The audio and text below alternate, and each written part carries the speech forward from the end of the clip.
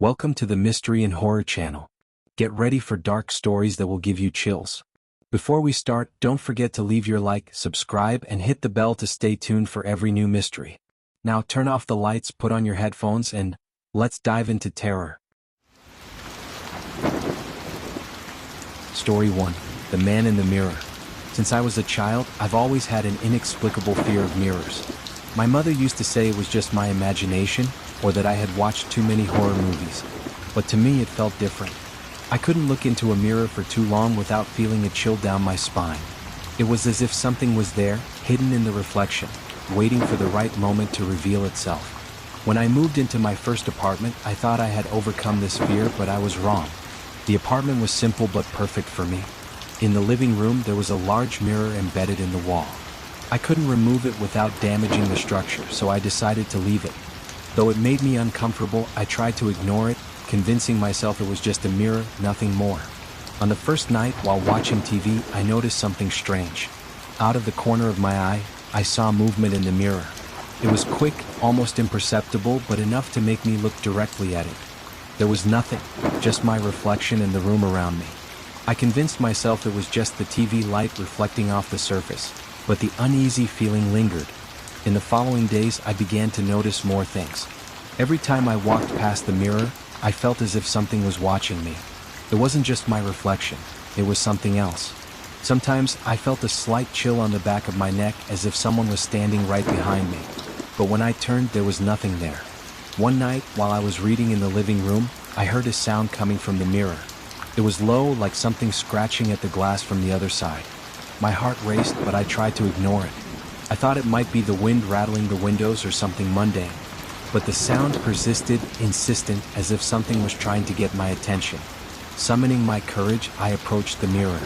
When I looked into it, I froze. My reflection wasn't moving in sync with me.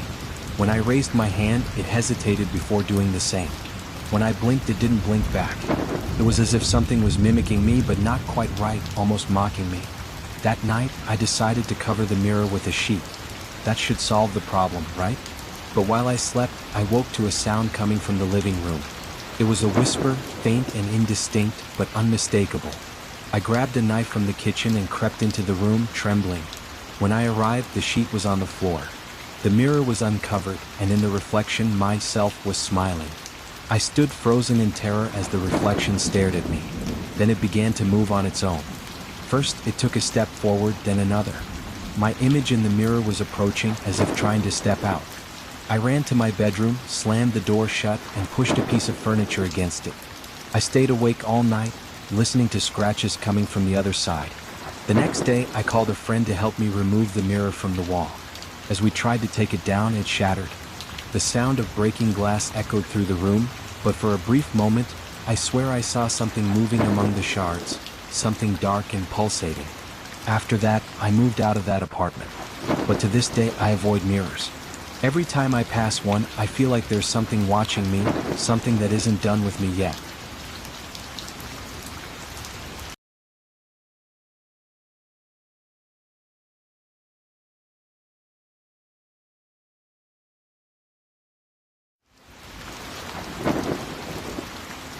Story 2. The Forbidden Attic. As a child, my family lived in an old house that had belonged to my grandmother. It was an imposing building full of history and intriguing details. But there was one place in the house that was absolutely off-limits: the attic. My parents always said it was dangerous because of the fragile ceiling and the old furniture stored up there, but I knew there was something more. The way my father avoided even looking at the attic door said it all. For years, the attic was a kind of taboo for me. Whenever I asked what was up there, my parents would change the subject. I'd hear stories from other kids about hidden treasures or old forgotten toys in attics, and my curiosity only grew. Every time I walked past the hallway on the second floor, it felt like the attic door was calling to me. There was something about it that seemed alive, as if it was waiting for the right moment to be opened. One afternoon, my parents had to leave to run errands in town, and I was left alone at home. I decided this was the moment. I grabbed the key I knew was hidden in the kitchen drawer and climbed the stairs, my heart pounding. Each step creaked as if the entire house was warning me to stop. When I reached the top, the attic door seemed larger than I remembered. With trembling hands, I inserted the key into the lock and turned it until I heard a click. The smell that wafted out was the first thing that hit me. It was a mix of mold, old wood, and something metallic I couldn't place. Slowly, I climbed the stairs leading to the attic, holding a flashlight in my hand. The space was bigger than I had imagined, filled with stacked boxes, furniture covered in sheets, and cobwebs everywhere. But what caught my attention most was the rocking chair in the center of the attic. It was facing a small, dirty window, and sitting on it was a ventriloquist doll. The doll had shiny glass eyes that seemed to follow my every movement. Its frozen smile was unsettling, as if it were about to say something. I don't know why, but I felt compelled to approach it. When I got closer, I noticed that the chair was slightly tilted, as if someone had just stood up. The silence in the attic was absolute, broken only by the faint sound of the wind passing through the tiles. As I explored, I saw an old chest in the corner of the attic. The wood was worn, but it still looked sturdy. I used the flashlight to illuminate the lock, which was rusty and broken. I pushed the lid open with effort and found something that made my heart stop. Inside the chest were old photographs of my family. I recognized my grandmother in many of them, but there was something strange about each one. A shadow in the background, as if someone were standing behind her. It wasn't human, it was a dark, distorted figure. I tried to ignore the photos and continued exploring, but the atmosphere grew heavier. That's when I heard it. First, it was a faint creak like wood shifting. Then it became clear. The rocking chair was moving. I turned quickly and saw the doll. It was now looking directly at me, tilted forward as if it were about to fall off the chair. My body froze in fear. Then I heard a whisper. It was low, almost indistinct, but it came from the direction of the doll. I took a step back, tripping over a box, and fell to the floor. When I got up, the doll was no longer on the chair. It was on the floor, lying face up, staring straight at me. Without a second thought, I ran down the stairs, leaving the attic door unlocked. I waited for my parents to return and didn't tell them what had happened. That night, while in bed, I heard a sound from upstairs. It was a creak, followed by light footsteps. The sound came from the hallway, and suddenly I felt something press against my door. I stayed under the covers, trembling, until everything went silent again. The next morning, I found the attic door wide open. My father, furious, asked if I had gone up there. I denied it, but he didn't believe me.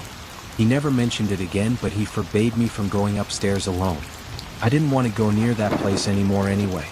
Years later, the house was sold and my family moved away. I never heard about the attic again, but to this day, in silent nights, I still have nightmares about the doll. Sometimes I wake up with the feeling that it's standing in the corner of my room, watching me with that frozen smile.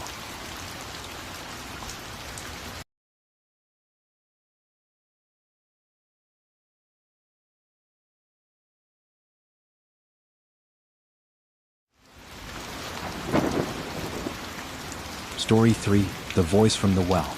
My grandmother lived on a small property in the countryside, surrounded by fields and trees that seemed untouched by time. It was the perfect place to spend summers as a child, running around outdoors and exploring every corner. But there was one place everyone avoided: the old well located at the far end of the yard, covered by worn wooden planks. The family legend was that the well had been sealed off decades ago after a worker fell in and his body was never recovered. That alone was enough to make me curious. One day, while playing alone near the well, I felt an odd pull toward it. The planks were loose, with gaps wide enough to peer through. As I got closer, I heard something. It was subtle, almost like a sigh, coming from inside. I leaned closer, pressing my ear to the wood, trying to hear better. That's when I clearly heard it, a voice, low and raspy, calling my name. I ran back to the house, terrified, but I didn't tell my grandmother. She was already strict about keeping me away from the well, and I knew she'd scold me if I mentioned hearing anything. But that voice stayed with me.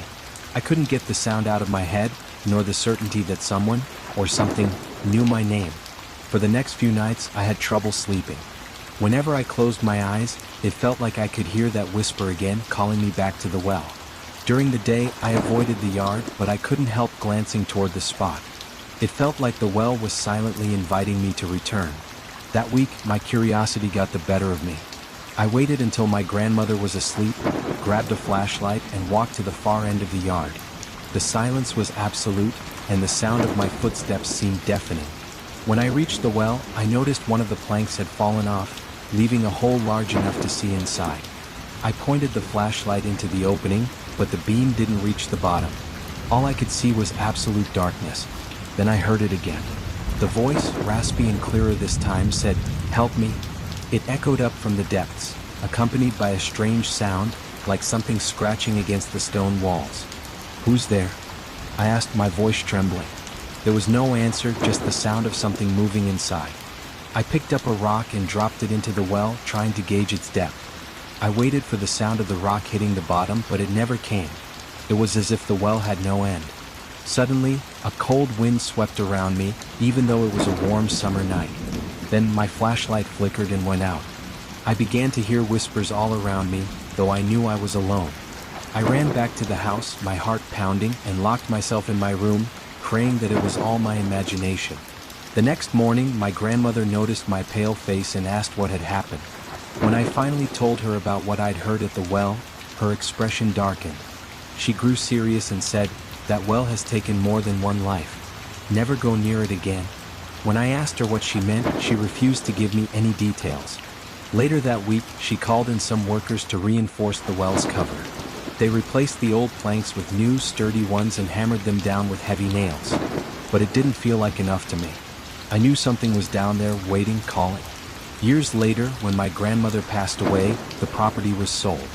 I've often wondered what happened to the well and whatever was inside it.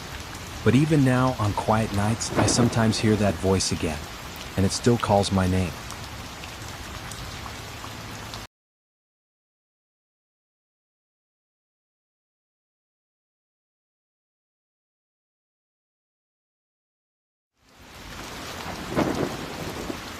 Story 4. The Visitor on the Road. When I was 19, I was driving home late at night after visiting a friend who lived in a neighboring town.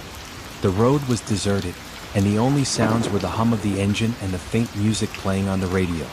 I'd always enjoyed nighttime drives, but this trip made me reconsider that for good. The road cut through a rural area with open fields stretching out on both sides. The headlights illuminated only a small part of the path ahead, leaving the rest in complete darkness. That's when I saw something on the side of the road. It was a person. A tall figure dressed in dark clothes with some kind of hood covering their head. They stood with their back to me, perfectly still, as if they were waiting for something. I slowed down, thinking they might need help. But as I got closer, something stopped me. The figure turned their head slowly, and even in the beam of my headlights, I couldn't see a face. It was as if a deep shadow cloaked their features. A chill ran down my spine, and I stepped on the gas, leaving them behind. A few minutes later, the air inside the car grew heavy, as if the temperature had dropped suddenly. Then, in the rearview mirror, I saw something that made my heart stop. The figure was sitting in the back seat. I whipped my head around, but there was nothing there. Just empty space.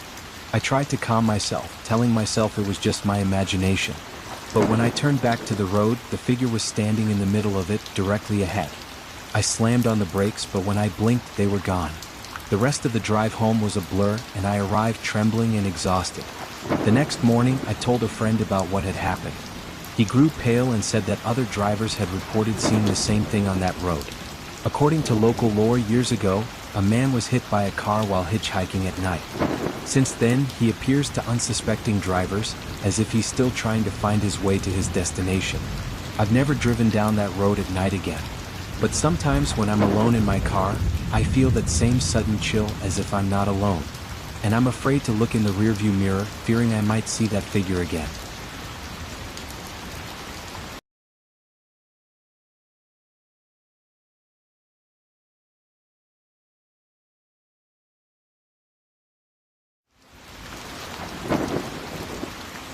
Story 5. The Room in the Basement.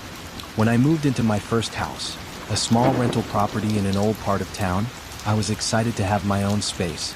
The house had charm, though it needed some repairs. What intrigued me the most was the basement. The landlord mentioned there was a small room down there that hadn't been used in years and suggested I leave it closed. I found the advice odd but didn't question it. For the first week, I ignored the basement entirely. But as I settled in, I started noticing strange noises coming from below.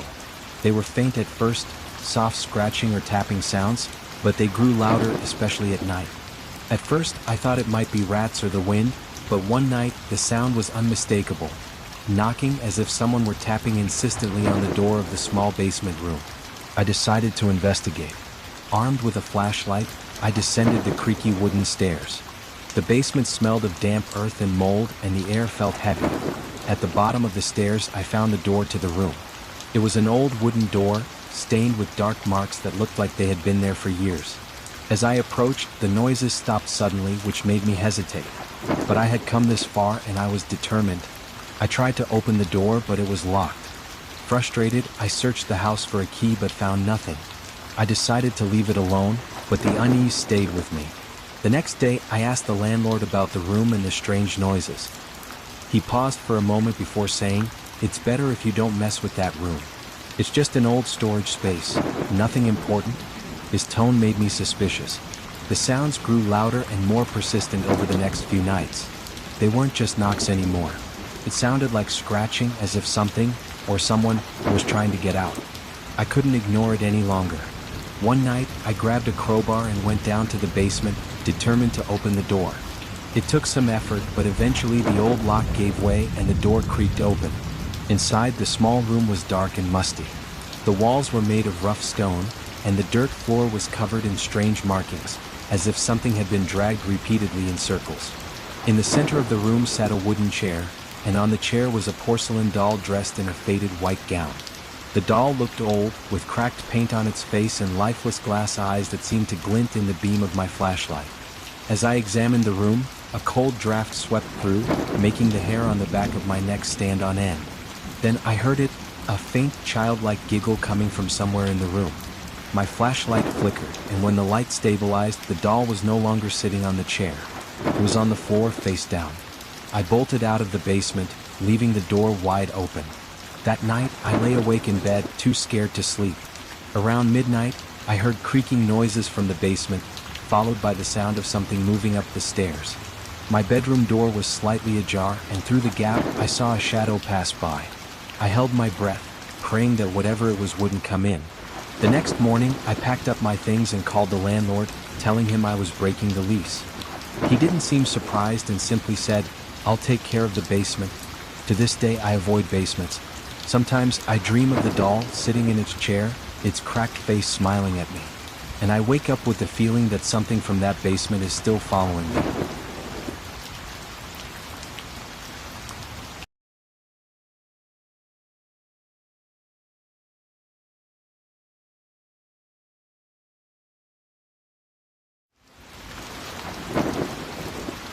Story 6. The House of Silence. When I was searching for a new place to live, I found an old house being sold for an unusually low price.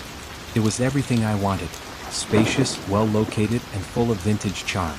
The realtor, a hurried man in his 50s, mentioned something odd during the walkthrough. He said, "This is a very quiet house. You'll never hear a sound here." At the time, I thought he was just emphasizing the peacefulness of the neighborhood, but those words would soon take on a much darker meaning. At first, I was thrilled by how quiet the house was.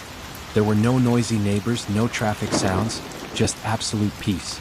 Coming from a noisy downtown apartment, this felt like a dream. But after a week, the silence started to feel unnatural. It was as though the house absorbed sound, leaving everything eerily muffled. Small things began to stand out. My footsteps were barely audible, even on the hardwood floors. At night, the air felt heavy, as if something unseen was watching me. I tried to brush off the uneasiness, but the house's silence became oppressive. One night, as I watched TV in the living room, I noticed a shadow move in the hallway out of the corner of my eye. When I turned to look, nothing was there.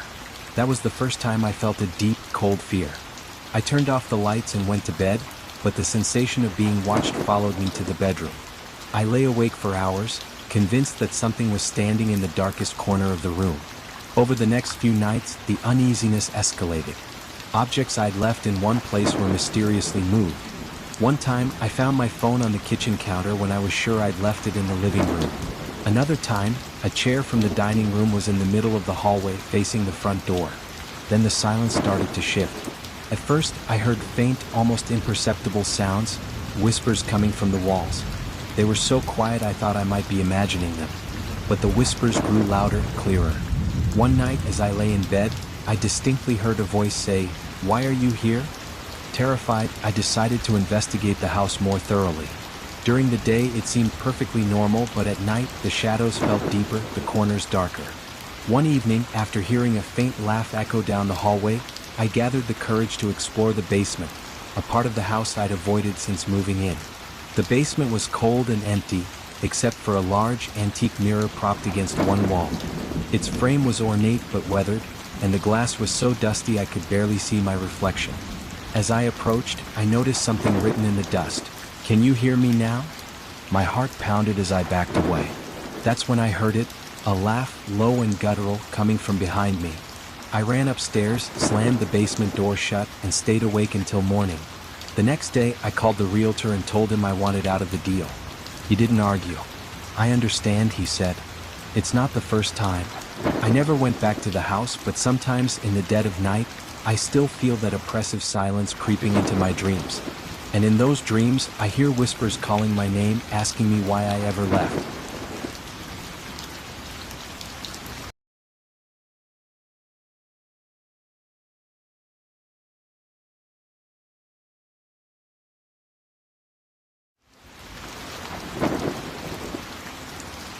Story 7: The Whispering Forest.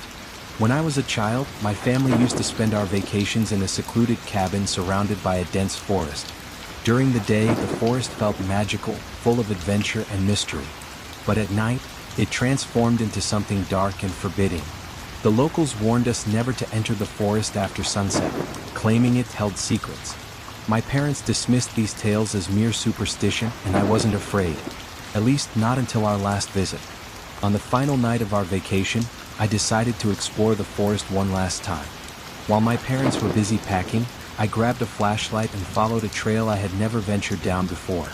The silence in the forest was absolute, broken only by the crunch of leaves under my feet. As I walked further, I started to feel uneasy, like something unseen was watching me. About 20 minutes in, I stumbled upon a clearing that seemed to appear out of nowhere. In the center was a circle of stones, arranged with an eerie precision that didn't seem natural. At the center of the circle was a pile of small bones. They looked like they belonged to an animal, but there was something unsettling about the way they were stacked. As I stood there, I began to hear whispers, soft at first, like the wind rustling through the trees, but soon unmistakable. They were voices, low and indistinct, surrounding me. Shining my flashlight toward the trees, I tried to find the source of the whispers, but there was nothing there. The feeling of being watched intensified, and I decided it was time to leave. Turning back, I realized with a sinking feeling that the trail I had followed was gone. The clearing was now encircled by trees that seemed to press in closer, trapping me. The whispers grew louder, and I felt a cold dread settle over me. Then I saw it. At the edge of the clearing, standing among the trees, was a figure. It was tall, impossibly dark, and its shape seemed to absorb the light from my flashlight. Its eyes glowed faintly, watching me without moving. I froze, unable to breathe as it began to step forward. The whispers around me turned to screams, and I finally found the strength to run. I sprinted blindly through the forest, the branches clawing at my face and arms. The whispers didn't stop. They seemed to follow me, growing louder. Finally, I saw the lights of the cabin ahead and ran as fast as I could, bursting through the door and slamming it behind me. My parents stared at me in shock as I stood there, dirty and trembling. I told them I had gotten lost and avoided mentioning what I had seen. I knew they wouldn't believe me. That night, as I lay in bed, I heard the whispers again. This time they came from just outside my window. Gathering the courage to look, I saw a shadow standing at the edge of the forest, watching the cabin. I didn't sleep at all that night, and we left the next morning. I never went back to that cabin. To this day, I avoid forests, especially at night. Sometimes, in my dreams, I find myself back in that clearing, hearing the whispers call my name. And when I wake up, I still feel like something is watching me from the shadows.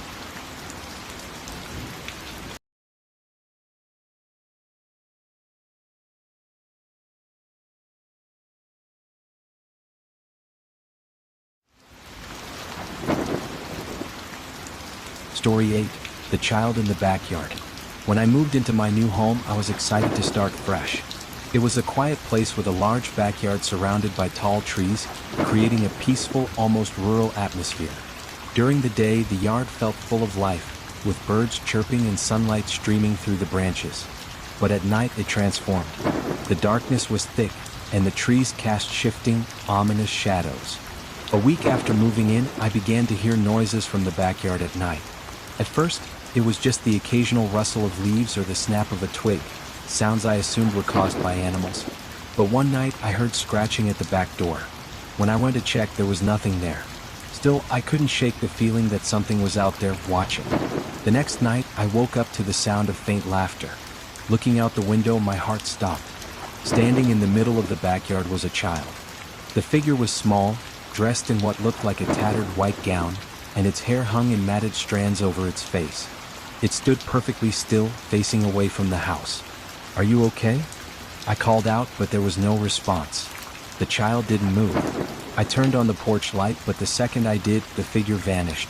Shaken, I stayed awake until morning. The following day, I noticed small handprints smudged on the glass of the back door. They weren't there before. Determined to figure out what was going on, I installed a security camera overlooking the backyard. That night, I left the camera running while I tried to sleep. In the morning, I reviewed the footage. Around 3 a.m., the same child appeared. It wandered slowly through the yard, stopping to look directly into the camera. Its face was obscured by shadows, but it seemed to mouth something before disappearing. That was enough for me. I packed up my belongings and moved out by the end of the week. I didn't tell the new owners what I had seen. But sometimes in the dead of night, I hear the faint sound of laughter outside my window, and I know the child is still out there waiting.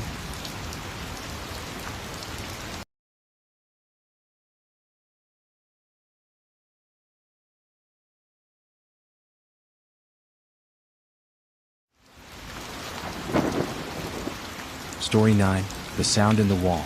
When I moved into my first apartment, I was thrilled to finally live alone. The building was old but full of character, with thick wooden beams and a cozy atmosphere. Everything seemed perfect at first, but then I started hearing the sound. It began as a faint scratching noise coming from the wall behind my TV. At first, I dismissed it as mice or the old pipes creaking, but the sound didn't go away. Instead, it grew louder and more frequent, especially at night. One evening, I turned off the TV and listened closely. The scratching stopped, as if whatever was making it knew I was paying attention. The next few nights, the sounds escalated. Now there were faint tapping noises like knuckles rapping against the wall. I asked the building manager about it, and he gave me a strange look. "That unit has had complaints before," he said vaguely, "but no one's ever found anything." One night, I woke up to the sound of heavy thuds as if someone were banging on the walls. Then I heard footsteps, slow and deliberate, pacing along the hallway outside my apartment. Grabbing a knife from the kitchen, I approached the door and looked through the peephole. The hallway was empty, but the footsteps continued, echoing faintly. Determined to figure out what was going on, I examined the wall where the noises originated. Running my hands along the surface, I found scratches, long, deep grooves etched into the plaster. It was as if something had been clawing at the wall from the inside. That night, I heard a voice for the first time. It was faint, almost a whisper, saying, "Let me out." I froze. The voice came from inside the wall. Gathering all my courage, I called a contractor to open the wall. When they did, they found a small cavity just big enough for a person to crouch inside. Inside the cavity were tattered clothes and tufts of what looked like human hair. The police were called, and I learned that decades ago, a woman had gone missing in the building. No one had ever found her. I moved out immediately, but even now, in my quiet moments, I still hear the faint sound of scratching. And sometimes, if I'm alone long enough, I think I hear her whispering, "Let me out."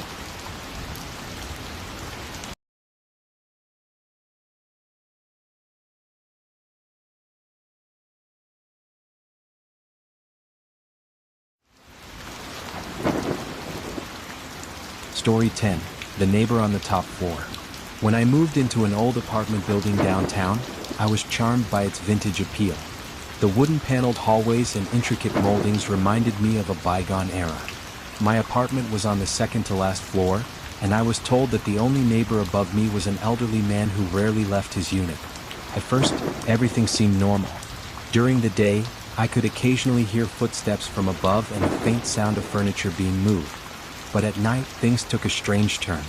Every night, precisely at midnight, I heard footsteps. They were slow and deliberate, moving back and forth across the ceiling. It was so consistent that it felt like a ritual. Curious, I asked the building manager about the neighbor. He hesitated before answering, finally saying, "The man upstairs likes his privacy. It's best not to disturb him." His response left me feeling uneasy, but I brushed it off as a peculiar quirk of city living. One night the footsteps changed. They became faster, erratic, and accompanied by loud thuds, as if something heavy was being dragged across the floor. Then came the laughter, low, guttural, and chilling. It echoed through the ceiling, sending shivers down my spine. Unable to ignore it any longer, I decided to confront the neighbor. I climbed the stairs and knocked on his door. No one answered. I knocked again, louder this time, but the silence was absolute. Something about the stillness made my skin crawl. I turned and left, resolving to try again in the morning. The next day, I asked one of the older residents about the man upstairs.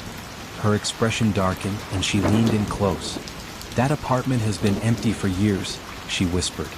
"The last tenant disappeared without a trace. You shouldn't go up there." I didn't believe her. Determined to prove otherwise, I went back to the top floor and forced the door open with a screwdriver. The apartment was dark and dusty, the air heavy with disuse.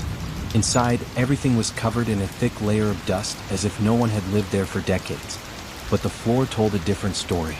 Tracks of footprints crisscrossed the room, leading back and forth in the same pattern I had heard night after night. As I stood there trying to make sense of it, I heard the sound of footsteps behind me. Turning quickly, I saw nothing, but the footsteps continued, circling me. Then came the laughter again, closer this time, as if the walls themselves were mocking me. I fled, leaving the door wide open behind me. I moved out of the building within days. But even now, I sometimes wake up in the middle of the night to the sound of footsteps pacing above me. And though I know no one lives there, I can't shake the feeling that the neighbor on the top floor is still watching, still waiting. If you made it this far, the mystery has hooked you. So, leave your like, subscribe, and hit the bell to follow each new story. Thanks for watching, and see you in the next terror.